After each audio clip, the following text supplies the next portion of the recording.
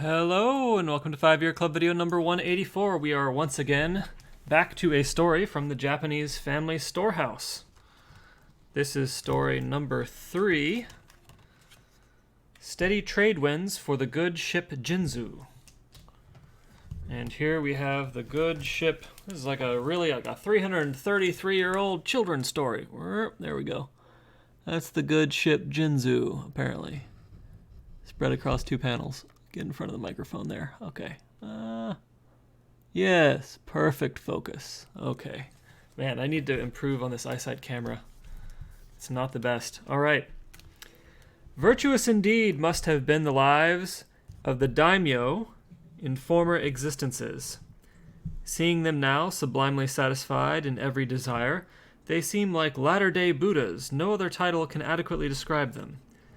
But that as it may, there are distinctions even in the revenues of daimyo. Start from the year of the Buddha's death, calculating through the centuries to the present, and deduct annually from a certain lord's 1,200,000 koku of rice and 500 koku of and the 500 koku of a lesser lord, and you will still have a remainder. A world in which even the differences between major and minor lords are so immense is truly broad.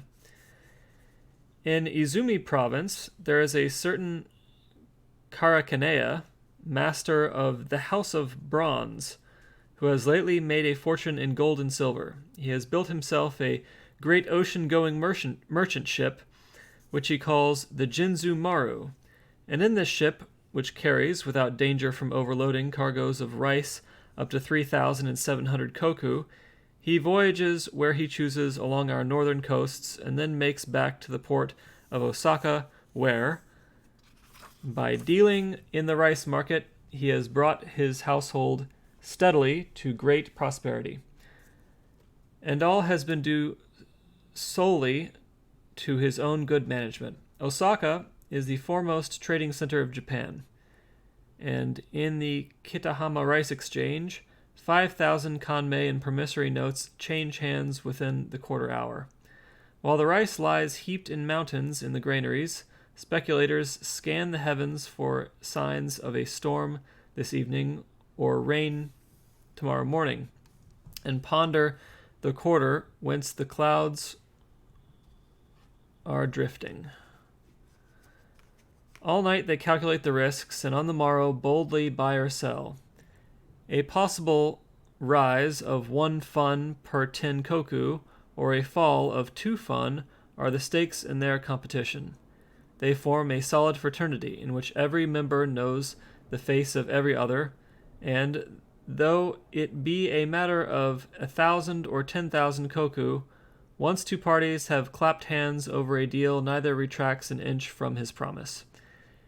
In the general run of business deals, even if formal notes are produced bearing a surety's seal, and a contract is recorded that the money will be returned without fail, no matter at what time, in accordance with your convenience, promises are deferred and irksome lawsuits follow. But here, contracts whose surety is as uncertain as the clouds of a fickle sky are never broken.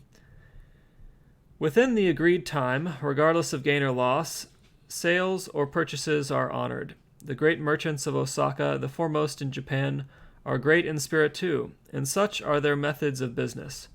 The bridges of Naniwa span their world, and from here, looking westward, 100 views unfold themselves. The whiteness of earthen walls beneath the closely ranged rooftops of 1,000 brokers' agencies is a theft from an early morning snowscape. The tapering stacks of rice bales are no other than mountains which move as carters haul them to the warehouses, and their rumbling on the broad highway is like some subterranean explosion of mortars. Lighters and other small craft glide in endless procession over the river waves, looking not unlike willow leaves scattered on autumn streams. The lithe and powerful porters on the wharves, brandishing their pointed shafts in eager rivalry, Call to mind Chinese scenes of tigers lurking in a bamboo forest. Great ledgers flutter their pages in clouds, and counting frames rain hails of beads. Night and day, the tap of mallets on metal scales downs the hour chimes. On metal, okay. Night and day, the tap of mallets on metal scales drowns the hour chimes of the Kitahama bell, and a breeze of prosperity, flowing through the shops, blows back the awnings in their doorways. There is a whole host of merchant houses here, and amongst them, to take only those on Naka-no-shima, are such as Oka, Hisenya, Kiya, Fukeya, Higoya, Shioya, Otsukaya,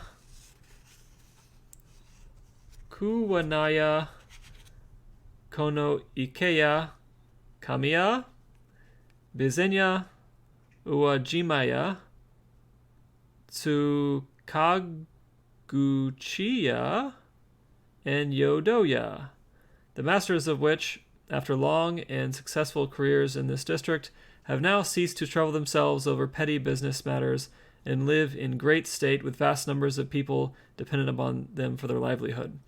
In Osaka, even persons who started life with very little, and who formerly lived in the countryside round about, have risen to be addressed as master, to wear flat caps, to carry hammer-headed walking sticks, and to go about in style accompanied by shoe-change boys.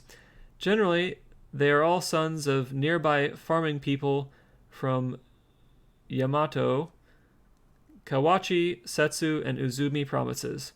The eldest son is kept at home, but the younger ones are sent out to serve as apprentices. At first, with noses unwiped and country smells still clinging to their hands and feet, they are employed to run small errands for bean curd or lemon flavoring.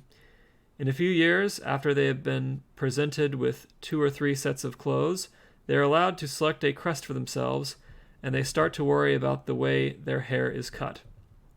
As their appearance becomes more grown up, they are employed as attendants, and are summoned to accompany their master to no plays or on boating excursions. There, if they do not write the numbers on the flowing stream, at least while minding the children, they practice writing characters on trays of sand, and additions and subtractions on the abacus. As soon as they have come of age and adopted the sumimai haircut, they start to carry the money bags on debt collecting rounds, and so in due course they reach the status of clerk. Thereupon, perhaps, learning quickly to do as they see others do, they speculate in secret with the firm's credit, quietly pocketing all private profits and arranging for the master's books to bear all private losses. And before the all-important time arrives for such young men to be set up in independent business, they have brought trouble on master and guarantor alike. If there is no hope of reclaiming the money they have spent, the matter is finally settled out by court of arbitration. The matter is finally settled out of court by arbitration, but the future holds for them nothing but a life of hawking in the street. The numbers of such young men are beyond counting, but others, of better character and wit, have even become millionaires, for as a rule, a well-to-do person in Osaka is not the heir to generations of wealth. He is more often some humble clerk, a kichizo or sansuke, who has a quick rise in the world and comes into money gradually as opportunities offer. He acquires the elements of Chinese and Japanese verse composition, kickball, archery, the koko, the flute, the drums, incense blending, and the tea ceremony. And by associating with the best people, he even loses his old vulgarities of speech. In life, it is training rather than birth which counts, and it is not unknown for the unwanted offspring of noble families to be obliged to earn their livings by hawking homemade paper flowers. So it is that for an apprentice, the most decisive stroke of fortune lies in the type of master by whom he is trained. Compared with this, even the prosperity of the neighborhood in which he works is of little significance.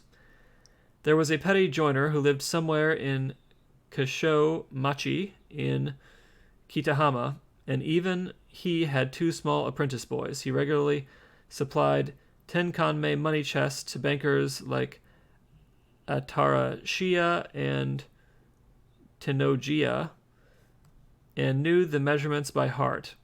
But he had never seen that amount of money himself. And when his apprentices reached manhood and he set them up in their own businesses, they too, just like their master, manufactured nothing much better than saucepan lids and tinder boxes. They had never learned how to do anything else. Yet if they had only been apprenticed to one of the larger businesses in the same neighborhood, they would presumably have grown into proportionally greater tradesmen. When you see cases like theirs, you can only feel pity. There are probably as many ways of making a living as there are straw brooms. In this same district of Kitahama, there was an old woman who earned a meager daily living as a sweeper, cleaning up the grain spilt from the porters, testing shafts when the rice cargoes from the western provinces were brought ashore. Her features were unattractive, and although she had been widowed from the age of 23, no one was willing to become her second husband, and she passed her years in sadness, with an only child as her one consolation for the future. One year, some time ago, as the result of a general revision of rates of taxation in all the provinces and a simultaneous bumper harvest, rice was shipped to this market in great volume, an unloading of each ship taking more than a day and a night. The unloading of each ship taking more than a day and a night. And the rented warehouses became so packed that it was a problem where to store it all. A great deal of the rice was spilt in the process of moving it to new places, and this the old woman swept onto her rubbish heap. Each day, after taking enough for the morning and evening meals, she had a pile of 14 or 15 sho left over. This was enough to make her wish for more, and by exercising economy in the course of that year, she quickly increased her store to 7.5 koku. This she secretly sold. The following year, she again collected a store of rice, and each year her hoard of money grew, so that in a little over 20 years she had put by a nest egg of 12.5 kanmei. Nor was her son suffered to remain idle. From the age of 9, she made him collect the discarded lids of rice bales, weaving them into zeni strings, and sell them to the money changers and the brokers. In this small way, he made surprising profits. Having thus started to earn his way by his own effort, he later loaned koban to reliable people at the usual daily rates of interest, smaller sums to others at no security rates. Next, he had the idea of setting up a zeni shop in a quiet part of Imabashi. Kept busy from morn till night by calls from farming people, he changed their petty silver into zeni, and as his capital grew, their chogen into komagain, and koban into mameita. Okay, I have no idea what that meant. Kept busy from morn till night by calls from farming people, he changed their petty silver into zeni, and as his capital grew, their chogen into kamagani, and koban into mameita. I guess those are different, amounts of money. And I'm sure there's some kind of footnote buried in this book that says that.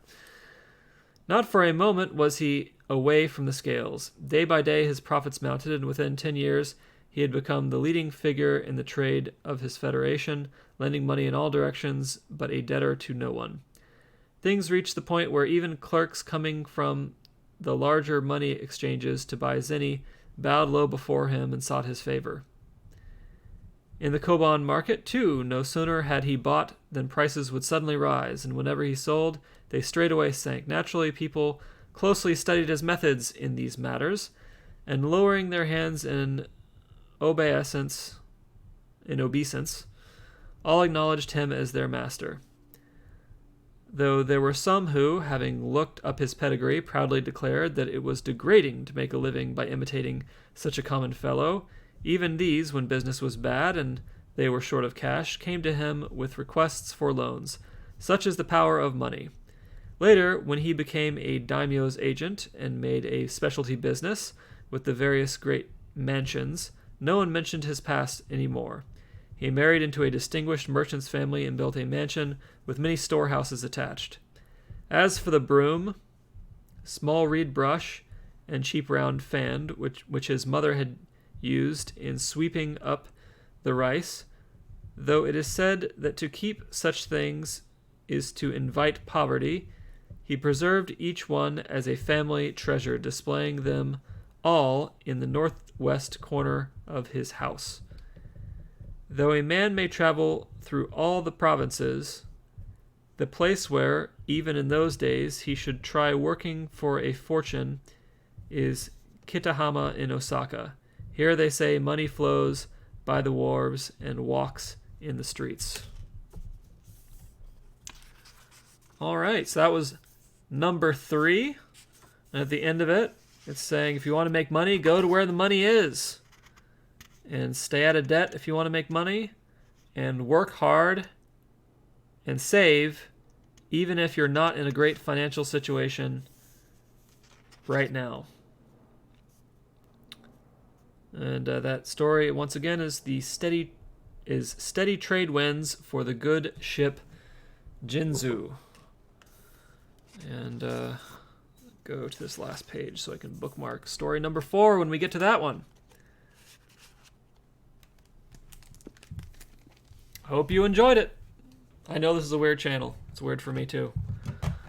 Have a fabulous evening.